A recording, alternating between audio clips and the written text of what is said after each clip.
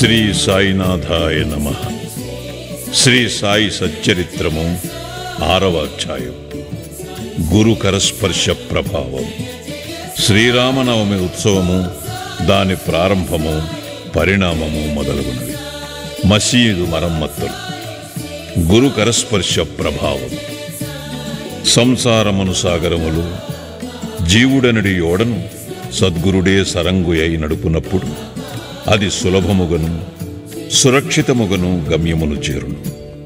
సద్గురు అనగానే సాయిబాబా స్ఫురణకు వచ్చుచున్నారు.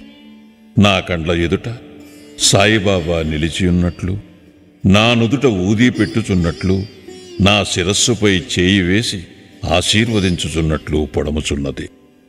నా మనస్సు సంతోషముతో నిండిపోయి కండ్ల నుండి ప్రేమ పొంగి పొరలుచున్నది. గురుహస్తస్పర్శ మహిమ అద్భుతమైనది. ప్రళయాగ్నిచే కూడా కాలనట్టి వాసనామయమైన సూక్ష్మ శరీరము గురు కరస్పర్శ తగులగనే భస్మమైపోవును. అనేక జన్మార్జిత పాప సంచయము పటాపంచలైపోవును. ఆధ్యాత్మిక సంబంధమైన విషయములు వినుటకే విసుగుపడు వారి వాక్కు కూడా నెమ్మది పొందును. శ్రీ సాయి సుందర రూపము కాంచుటతోడనే కంఠము ఆనందాతిరేకముతో గద్గదముగును. కన్నుల నుండి ఆనందాశ్రవులు పొంగి పొరలును. హృదయము భావోద్రేకముతో యుక్రి బిక్కిరియగును. నేనే తానును పరబ్రహ్మ స్వరూపమును స్ఫురణ మేల్కొని ఆత్మసాక్షాత్కారానందమును కలిగించును. నేను నీవు అను భేదభావమును తొలగించి బ్రహ్మైక్యానుభవమును సిద్ధింపచేయును. నేను వేద పురాణాది సద్గ్రంథములు చదువునప్పుడు నా సద్గురుమూర్తియే అడుగడుగునకు జ్ఞప్తికి వచ్చుచుండును. నా సద్గురువైన శ్రీ సాయిబాబాయే శ్రీరాముడిగా శ్రీకృష్ణుడిగా నా ముందు నిలిచి తన లీలలను తామే వినిపింపచేయునట్లు తోచును.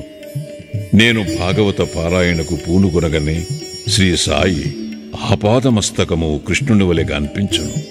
భాగవతము ఉద్ధవ గీతయు తామే పాడుచున్నట్లు అనిపించును. ఎవరితోనైనా సంభాషించుచున్నప్పుడు సాయిబాబా కథలే ఉదాహరణముగా నిచ్చుటకు జ్ఞప్తికి వచ్చును. నాకై నేను ఏదైనా వ్రాయు తలపెట్టినచో ఒక మాటగాని వాక్యముగాని వ్రాయుటకు రాదు.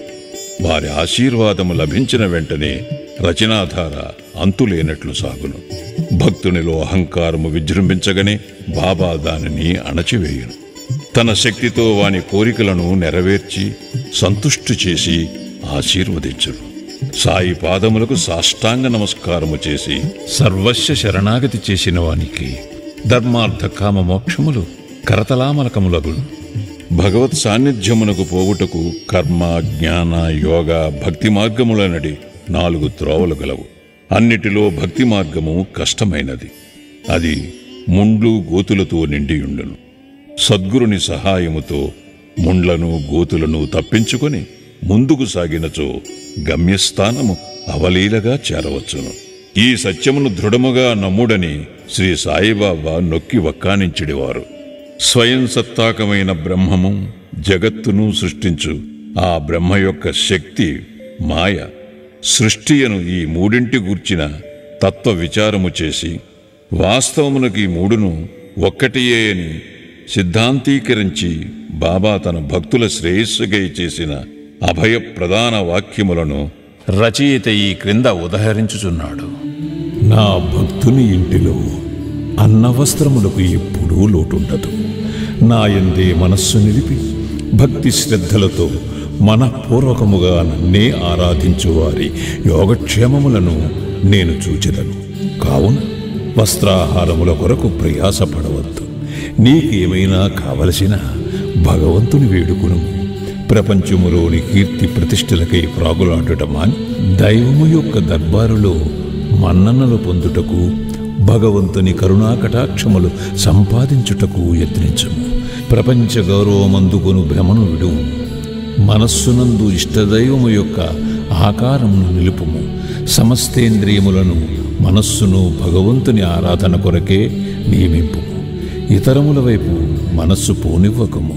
ఎల్లప్పుడూ నన్నే జ్ఞప్తి యందుంచుకొనుము. మనసును ధన సంపార్జనము, దేహ పోషణ, గృహ సంరక్షణము, మొదలగు విషయముల పట్ల సంచరించకుండా గట్టిగా నిలుపుము. అప్పుడది నెమ్మది వహించి శాంతముగను చింతారహితముగను ఉండును. మనస్సు సరైన సాంగత్యములోనున్నదనుటకు ఇదియే గుర్తు. చంచల మనస్కునకు స్వాస్థ్యము చిక్కదు. బాబా మాటలు ఉదాహరించిన పిమ్మట గ్రంథకర్త షిరిడీలో జరుగు శ్రీరామనవమి ఉత్సవమును వర్ణించుటకు పూనుకునేను.